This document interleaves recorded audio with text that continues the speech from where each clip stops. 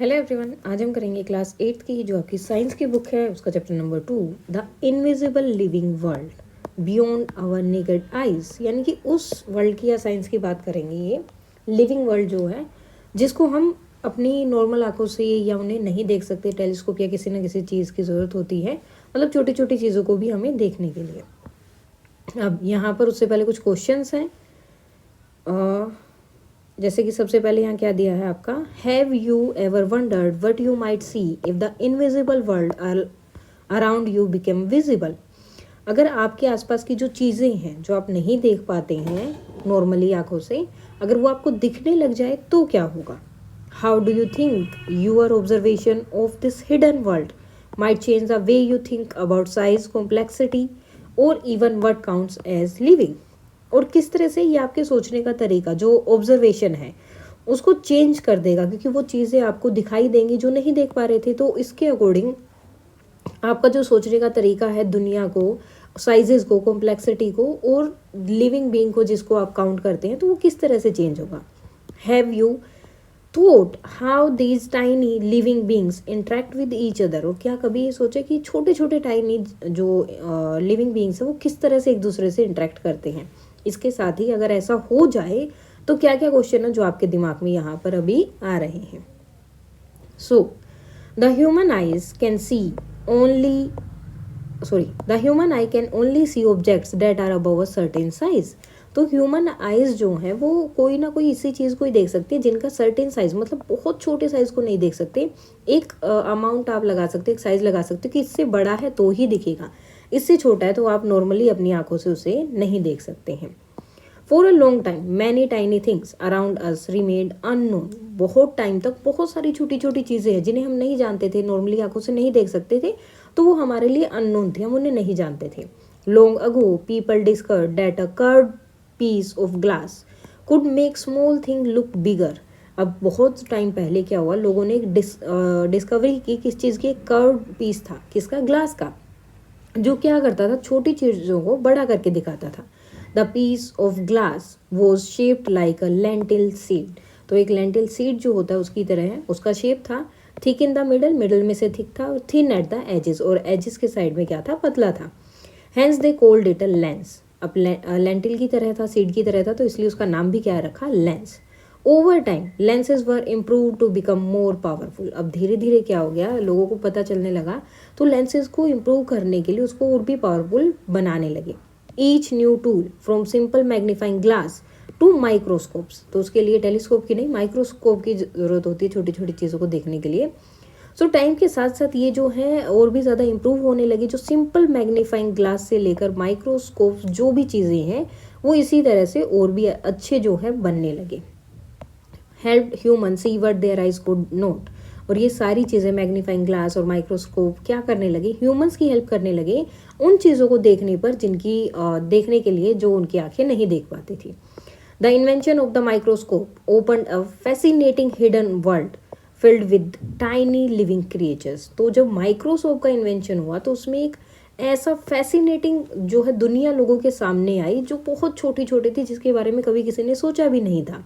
We will explore some of these life forms in this chapter. तो इस chapter में ये सब चीज़ें हम इनके बारे में पढ़ेंगे। So you have already learn about the amazing variety of living beings. तो आपने ये तो ऑलरेडी पढ़ लिया है। Just look around, there are so many beautiful plants and animals. तो आपके आसपास बहुत सारे प्लांट्स और एनिमल हैं beautiful. They are of all shapes, अलग अलग शेप्स के हैं, साइजेस के हैं, कलर के, हर तरह के आपको दिखेंगे।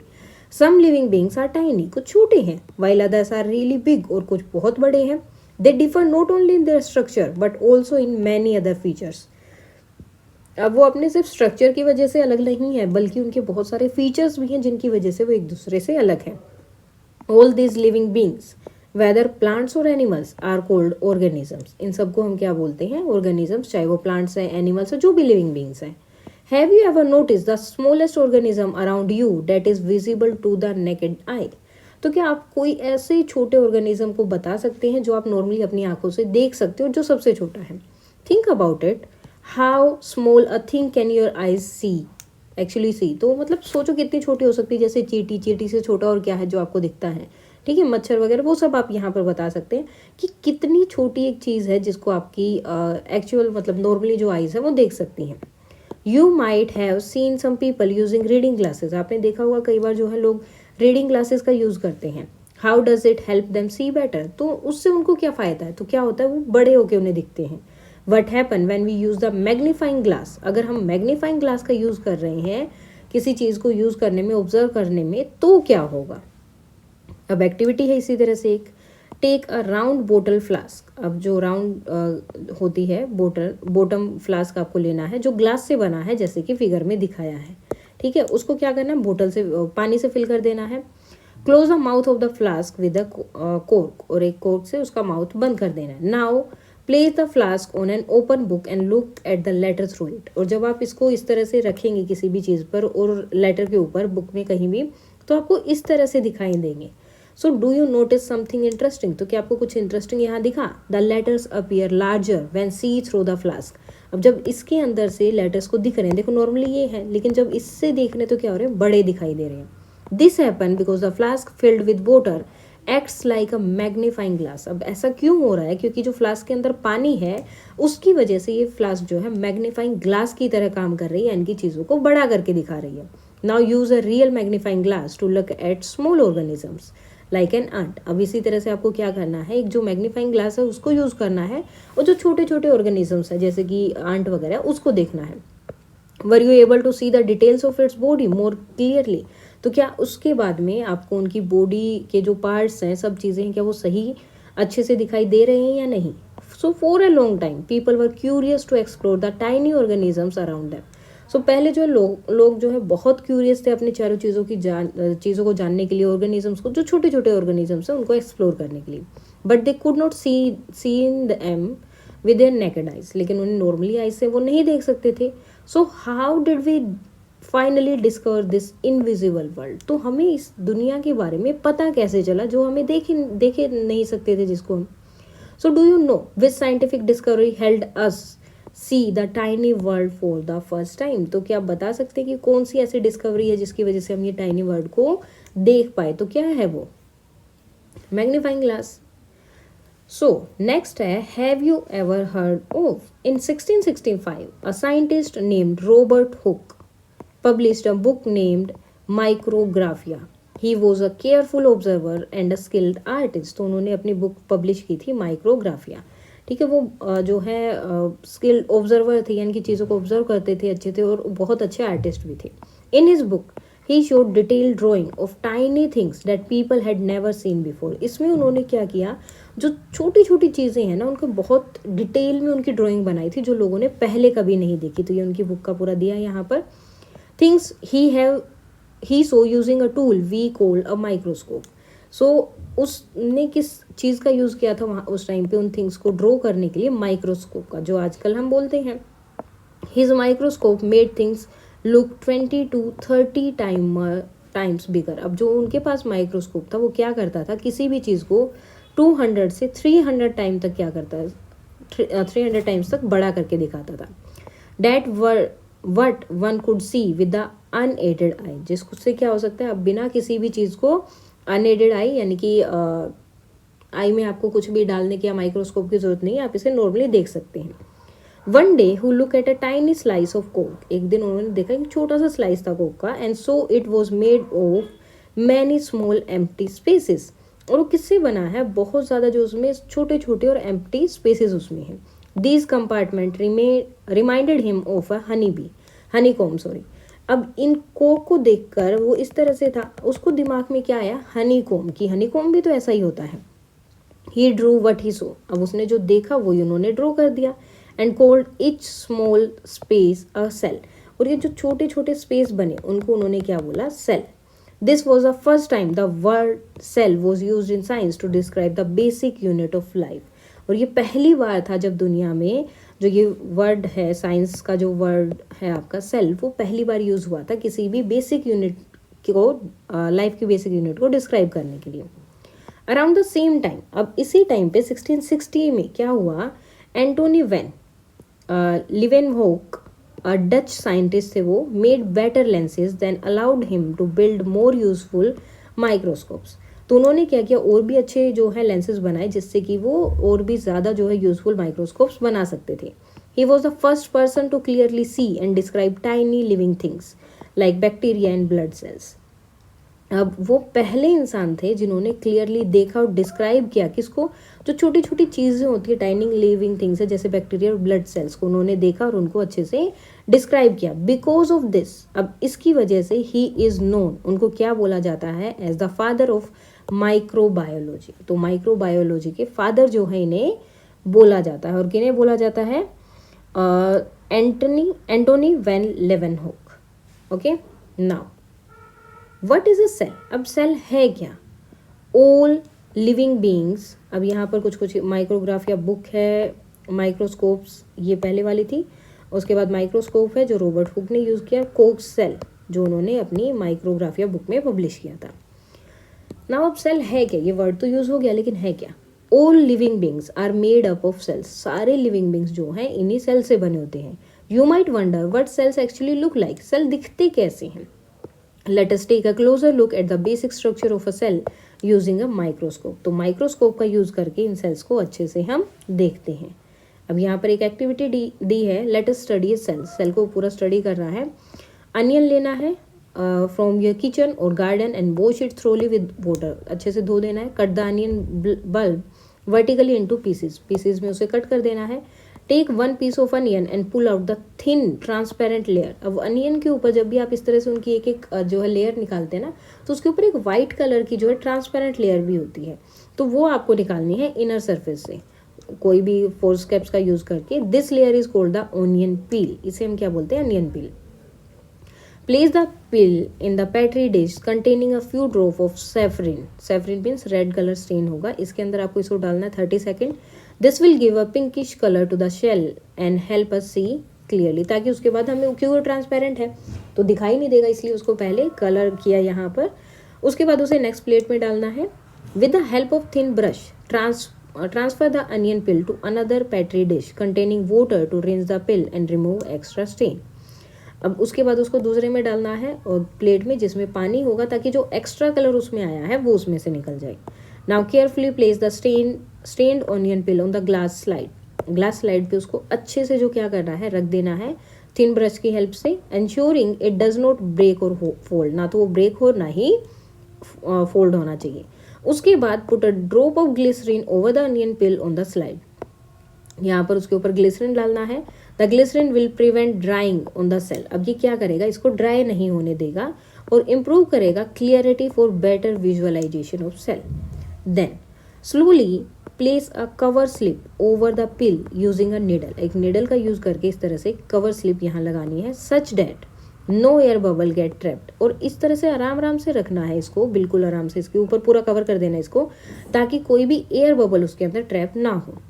Use blotting paper to gently wipe off any extra glycerine, उसके बाद क्या करना है, ब्लोटिंग पेपर का यूज करना है, अगर एक्स्ट्रा जो है ग्लिसरीन है एजेस पे कवर स्लिप के तो वो निकल जाए।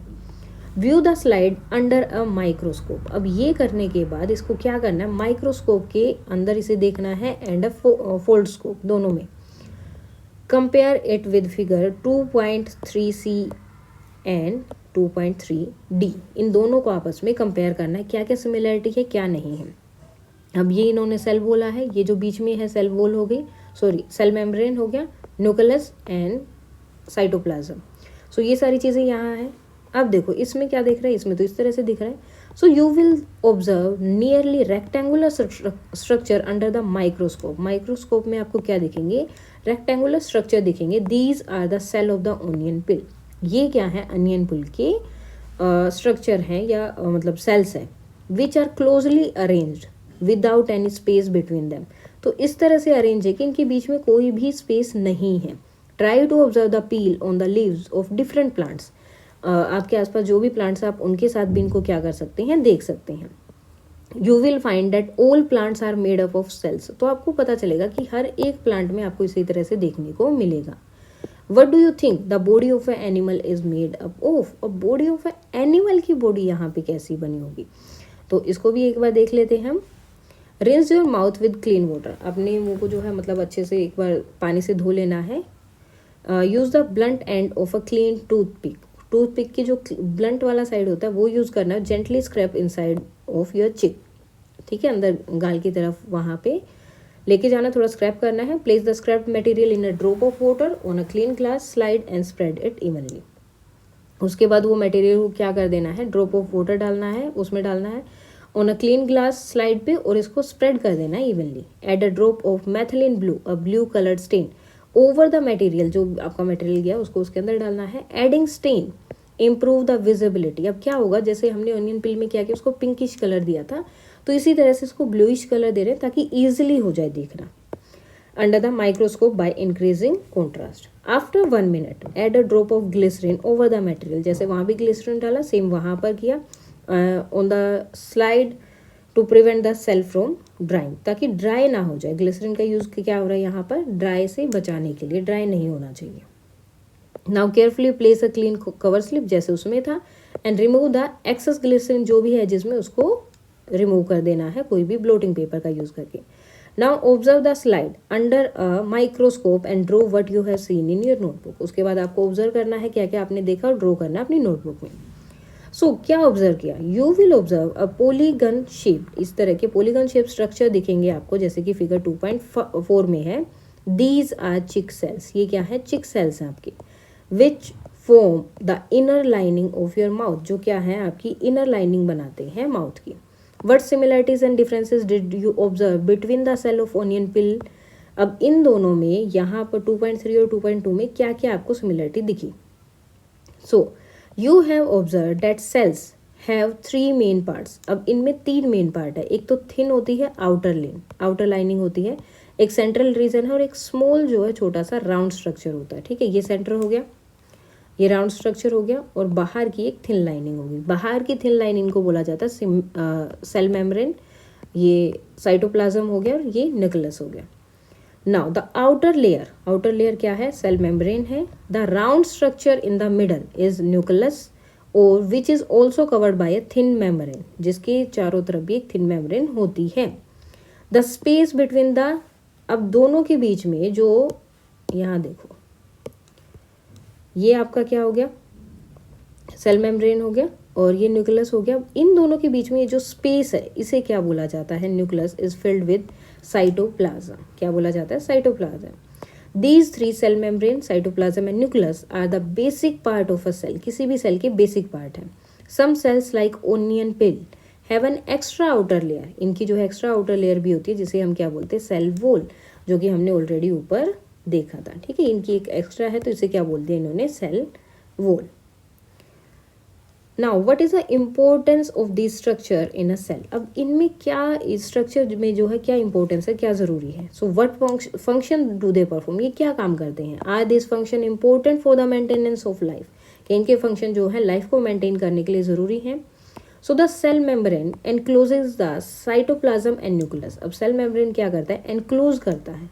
ठीक है, किस चीज़ को, जो न्यूक्लियस होता है, साइटोप्लाज्म है, उन दोनों को क्या करता है, क्लोज करके रखता है, बंद करके या पास करके, इस तरह से वो उनको रखता है. The cell membrane separate. अब वो क्या करता है, सेपरेट भी करता है एक सेल को दूसरे सेल से. देखो अब ये क्या है, एक ये हो गया, एक ये हो गया, ये सारे क्या है, सेल्स है. और ये जो बीच में इनके जो लाइनिंग है, ये क्या कर रही है, इन सबको अलग अलग कर रही है, नहीं तो पता ही नहीं चलेगा कौन सा सेल है. So it is pores and allow the entry of material essential for life processes and exit for waste material. और साथ में ये क्या करते हैं, इनके जो पोर हैं वो क्या करते हैं, अलाउ करते हैं किसको, जो हमारी लाइफ प्रोसेस के लिए जो मटेरियल एसेंशियल है उनकी एंट्री अलाउ करते हैं, जो हमारे लिए वेस्ट हो चुके हैं उनको बाहर निकालते हैं, एग्जिट करते हैं. साइटोप्लाज्म क्या करता है, cytoplasm contain other components of the cell. बाकी कंपोनेंट जो है सेल के वो इसके अंदर होते हैं. And compounds such as carbohydrates, protein, fats and mineral salt, यानी कि सब किसके अंदर है, साइटोप्लाज्म के अंदर है. Most of the life process take place within the cytoplasm. तो ज़्यादातर जो चीज़ें होती हैं जो हमारी लाइफ से जुड़ी हुई है, प्रोसेसेस जो हैं वो साइटोप्लाज्म में होती हैं. Now the nucleus regulate all activities that occurs within the cell. It also regulate growth. अब न्यूक्लियस क्या करता है, ये ग्रोथ को भी, जितनी भी एक्टिविटीज़ होती हैं सेल के अंदर उन सबको रेगुलेट करता है, सही तरीके से हो, जैसे कि कंट्रोल करना तो वो कंट्रोल करता है, और साथ में ही ग्रोथ को भी रेगुलेट करता है. The cell wall is a plant cell. अब ये जो सेल वॉल होती है ये क्या है, मोस्टली प्लांट में होती है।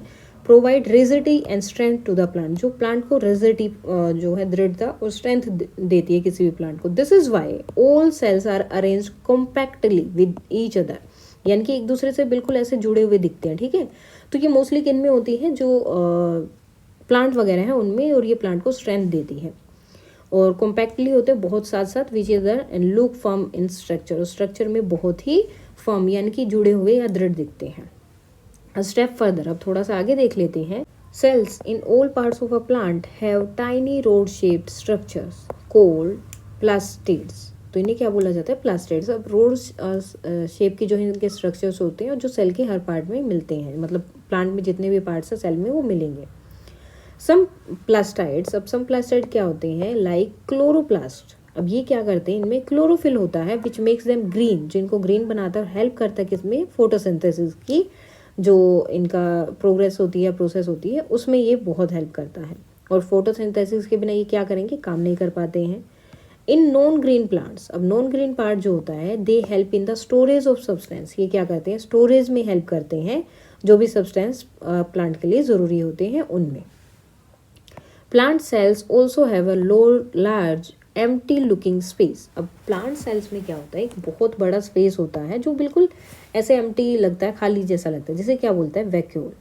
दिस हेल्प, अब ये क्या करता है प्लांट को, जो इम्पोर्टेंट प्लांट सेल को क्या करता है, स्टोर करने में हेल्प करता है, किन चीज़ों को, जो इम्पोर्टेंट सब्सटेंस है उनको, और जो वेस्ट है उनसे छुटकारा पा लेता है। और maintain the shape of the cell, और सेल की शेप को हमेशा मेंटेन रखता है।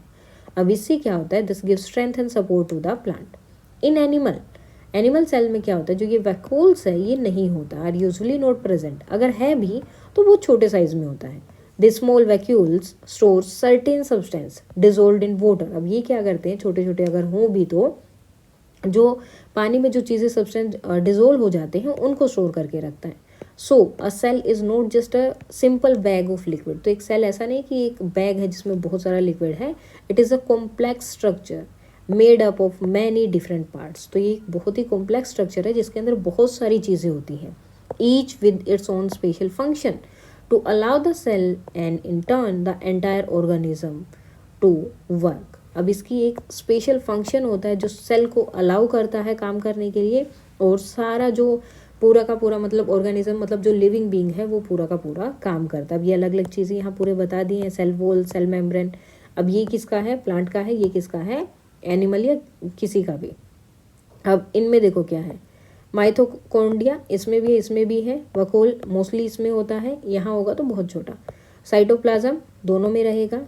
क्लोरोप्लास्ट ये सिर्फ इधर होगा क्योंकि ग्रीन जो है उसमें प्लांट्स में ही होता है। सेकंड न्यूक्लियस दोनों में रहेगा। सेल मेम्ब्रेन दोनों में होगा। सेल वॉल जो है वो मोस्टली प्लांट्स में होंगे। Now we have now understand, अब हमने क्या है इसका अंडरस्टैंड कर लिया, the basic structure of a cell, कि बेसिक स्ट्रक्चर क्या है सेल का। Now we now also understand the plants and animal cell differ in shape and structure. और साथ में हमने ये भी देख लिया कि जो एनिमल सेल होते हैं और जो प्लांट सेल होते हैं वो डिफरेंट होते हैं, अलग अलग होते हैं। Do different animal cells also very in their shapes and structure. तो प्लांट्स और एनिमल के तो ठीक है अलग अलग होते हैं, लेकिन क्या जो एनिमल्स हैं, अलग अलग जो एनिमल्स हैं, क्या उनके भी अलग अलग होते हैं। तो variation in shapes and structure of cells, the muscle cells and the nerve cell of a human are shown in figure 2.6a and b। So ये मसल सेल है और ये नर्व सेल है, ह्यूमन की है। What are the similarity and differences, you can see them. तो इनमें क्या सिमिलरिटी और डिफरेंसेज दिख रही है। A muscle cell is shaped like a spindle, एक स्पिंडल की तरह ये दिखाई दे रही है। While a nerve cell is very long and had branches. अब इसमें बहुत सारी ब्रांचेज और एक स्पिंडल की तरह दिखाई दे रही है और लंबी भी है। Similarity, some cells are round in shapes, जो मोस्टली क्या होती है राउंड होती है शेप में। While other are long and thin, कुछ जो है लंबी होती हैं, थिन होती है, पतली होती है। The number of cell also varies, अब जो नंबर है सेल्स का वो भी वेरी करता है डिफरेंट ऑर्गेनिज्म में, मतलब अलग अलग लिविंग बीइंग में ये अलग अलग होंगे। Why do cells look so different from each other, तो सेल्स जो एक दूसरे से इतने अलग क्यों दिखते हैं।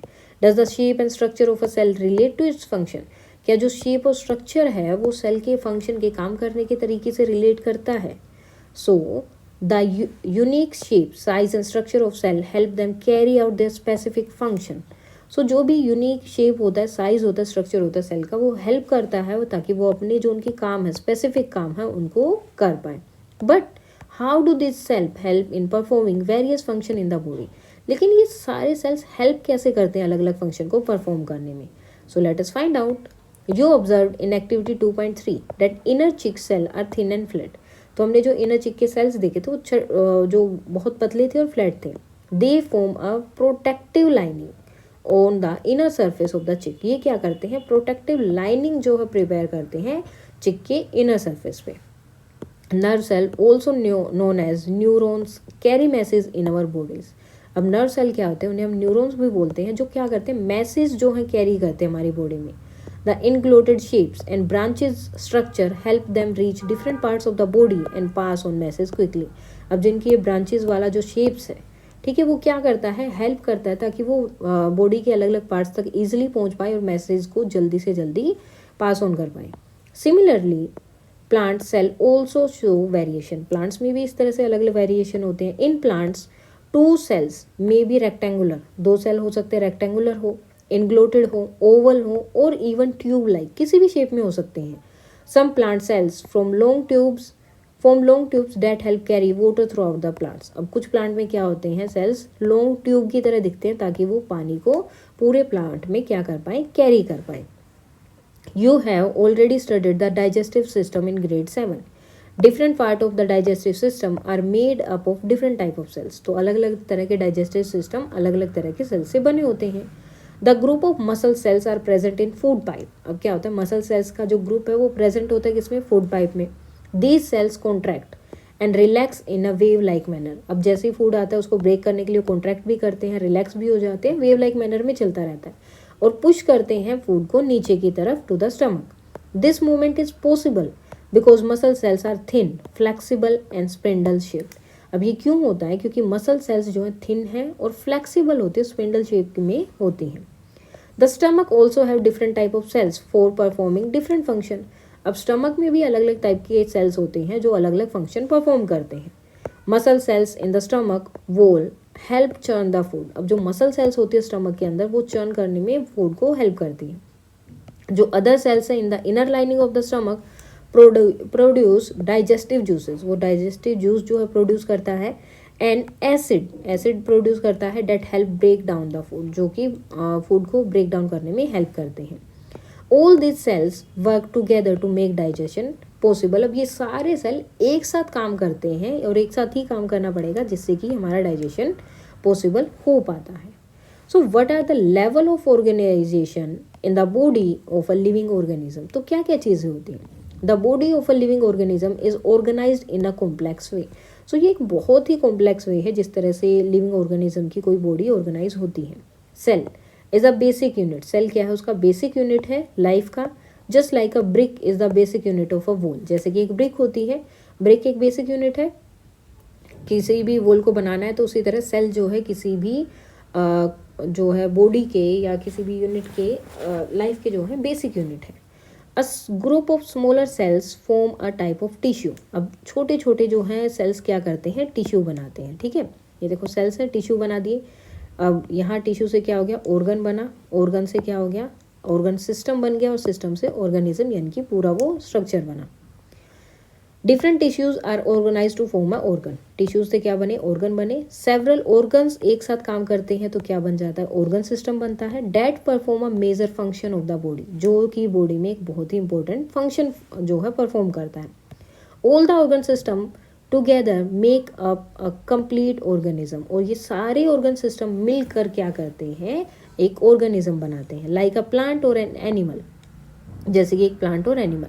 So the level of organisation are, तो क्या क्या है? सेल, सेल से क्या बनेगा? टिश्यू, टिश्यू से organ, organ system and organism. These levels of organisation help us understand how simple building blocks like cells come together to form a complex living being. अब ये जो लेवल ऑफ ऑर्गेनाइजेशन है जो हमने समझा, कि पता चलता है कि किस तरह से सिंपल जो बिल्डिंग ब्लॉक्स लाइक सेल्स हैं वो एक साथ आते हैं और एक कंप्लीट जो कॉम्प्लेक्स लिविंग बीइंग होता है उसको बनाते हैं। The life of complex living organism begin with a single cell. अब ये बहुत कॉम्प्लेक्स है, लेकिन शुरू किससे होता है? एक छोटे से सेल से, जिसे हम बोलते हैं egg. The egg of any organism has an amazing ability to divide rapidly to form a complete living being made up of many cells. अब जो एग क्या है, कोई भी ऑर्गेनिज्म हो सकता है, किसी भी ऑर्गेनिज्म का जो एग होता है उसके अंदर बहुत अमेजिंग एबिलिटी होता है, जिसमें वो क्या करता है? डिवाइड करता है कंप्लीट लिविंग बीइंग को, ताकि वो बहुत सारे मैनी सेल्स में rapidly to form a complete, बहुत सारे सेल्स को एक साथ आकर, ताकि वो एक कंप्लीट लिविंग बीइंग बना सके। Such living beings are called multi cellular organisms. अब इस तरह के जो लिविंग बीइंग्स होते हैं उन्हें हम क्या बोलते हैं? मल्टी सेलुलर, ठीक है, organisms. Animal including humans and plants are all example of multi cellular organisms. यानी कि इनके अंदर बहुत ज़्यादा सेल्स हैं, आप इस तरह से समझ सकते हो। सो जिसमें जो बहुत ज़्यादा सेल्स है उन्हें क्या बोलते हैं? मल्टी सेलुलर ऑर्गेनिजम्स, जैसे कि ह्यूमन एंड प्लांट्स वगैरह। Now, ever heard of the yolk, yellow part of an egg? किसी भी एग का जो येलो पार्ट होता है उसे योक बोलते हैं। Of an ostrich egg is a single cell. Ostrich के एग का जो येलो पार्ट है वो एक सिंगल सेल है। The largest known cell in the living world, जो कि सबसे बड़ा सेल है किसी भी मतलब लिविंग वर्ल्ड में। Measuring about 130 mm to 170 mm in diameter. The egg contains extra non-cellular materials, a cell for protection, and a white liquid that nourishes the cell during its continued development. अब इसके अंदर क्या है? एक दूसरा cell भी हो सकता है, नॉन सेलुलर मटेरियल होता है जो क्या करता है? सेल की प्रोटेक्शन करता है। और जो वाइट लिक्विड होता है वो क्या करता है? नरिश करता है सेल को, यानी कि जो भी उसे नरिशमेंट चाहिए होता है वो प्रोवाइड करता है ताकि इसका डेवलपमेंट कंटिन्यू रहे। Now, what are micro organisms? Some living organisms are made up of just one or very few cells. तो ज़्यादातर ऑर्गेनिजम्स क्या है, कुछ जो हैं वो या तो एक सेल से बने या बहुत कम से। They are so small that they can not be seen with naked eyes. अब ये जो एक सेल से बने होती है बहुत कम से, ये ऐसे होते हैं, इतने छोटे होते हैं कि इन्हें हम नॉर्मली आंखों से नहीं देख सकते। These are called micro organisms. Some micro organisms like bacteria and amoeba are made up of just one cell, जिसे यूनिसेलुलर बोलते हैं, यानी कि सिर्फ ये एक ही सेल से बने, इनमें एक ही सेल है। Other like some fungi and algae have many cells, जिसे मल्टी सेलुलर बोला जाता है। They are found all around us in water, soil, air and even inside our body. तो ये हर जगह आपको देखने को मिलेंगे। But what do their cells look like? लेकिन इनके सेल्स किस तरह से दिखते हैं? Are they like the plant and animal cells we just learn about? क्या वो प्लांट और एनिमल की सेल की तरह है जैसे हमने अभी देखे? और आर दे डिफरेंट, या अलग है? To observe the cell of a micro organism again we need to use the microscope which magnifies their size and make them visible to us. अब इनके सेल को देखने के लिए, ऑब्जर्व करने के लिए हमें फिर से किसकी ज़रूरत होगी? माइक्रोस्कोप की। क्यों? क्योंकि ये क्या करता है? उनको बड़ा कर देता है, मैग्नीफाइज कर देता है उनकी साइज़ को, और हमारे लिए देखना ईजी कर देता है। Scientist have also created a low cost and foldable paper microscope और फोल्डस्कोप। अब साइंटिस्ट ने क्या किया है? एक बहुत लो कॉस्ट का जो है फोल्डेबल पेपर माइक्रोस्कोप बनाया है, जिसे कि फोल्डस्कोप भी बोलते हैं। फोल्डस्कोप क्या है? May not provide the same level of detail. Same level की डिटेल्स इसमें आपको नहीं मिलेंगी, जैसे कि हाई पावर्ड लेबोरेटरी माइक्रोस्कोप्स में होती है, वैसी डिटेल्स आपको उस ऑर्गेनिज्म को देखने को नहीं मिलेंगी। However this make microscopic world accessible to many people. लेकिन माइक्रोस्कोप से जितनी चीज़ें हम देख पाते हैं उन जितना मतलब थोड़ा बहुत उसके पास तक हम इसमें पहुंच सकते हैं। जो लोग माइक्रोस्कोप मतलब लेबोरेटरी या जो हाई पावर्ड है उनको नहीं यूज़ कर पाते, तो इस तरह का यूज़ करके कम से कम वहाँ तक पहुँच सकते हैं। So let us now take a closer look at the fascinating world of microbes. Now take a container and collect pond or stagnant water in it. तो आपको कहीं से भी पानी इकट्ठा लेना है with the help of your teacher or elder. Use a dropper and place a drop of pond or stagnant water in a microscope or a foldscope slide. Put a cover slip जैसे पहले किया था. Observe the tiny organism found in the pond. अब वो जो छोटे छोटे organism मिले उनको देखो. Now take a beaker and collect some moist soil in it from the nearby field or garden. Do not touch the soil with your bare hand. Use a spoon or gloves.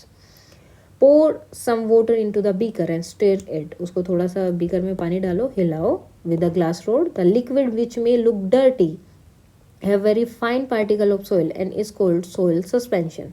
तो छोटे छोटे particles होंगे जिसे हम बोलते हैं soil suspension. Keep it aside for some time and let the mixture settle, थोड़ी देर के लिए उसे वहीं रखो जब तक कि मिक्सचर सेटल नहीं हो जाता। Then use a dropper and take a drop of water from the top layer, dropper लो, उसमें से एक टॉप लेयर से छोटा थोड़ा सा पानी लो एंड और वो जो ड्रॉप लोगे वो माइक्रोस्कोप स्लाइड पे डालना है।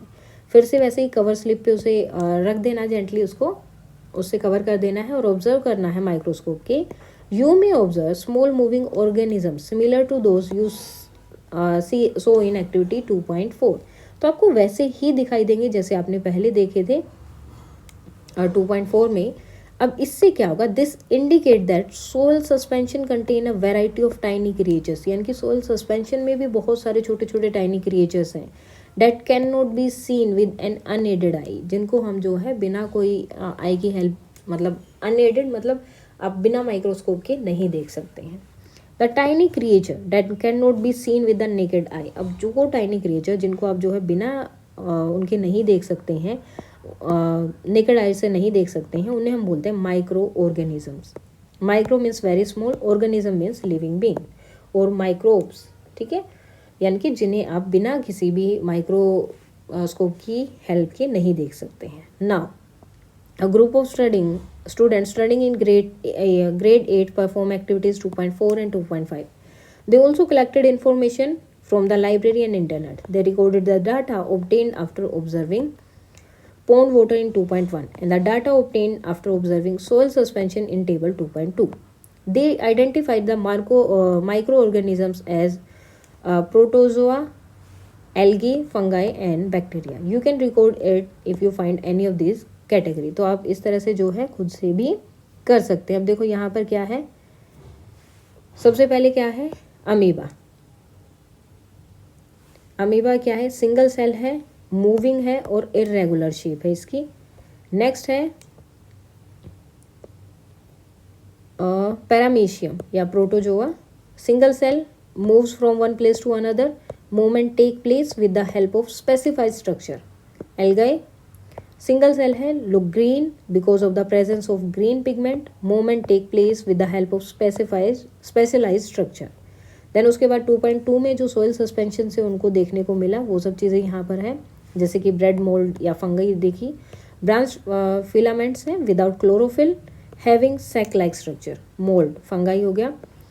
branches filament without chlorophyll having brush like structure, algae, spherical presence of chlorophyll, a green pigment, bacteria, spherical comma, spiral, मतलब इस तरह के अलग अलग, स्पेरिकल भी है, कोमा की शेप में भी है, स्पाइरल भी है और रोड लाइक भी आपको देखने को मिलेंगी।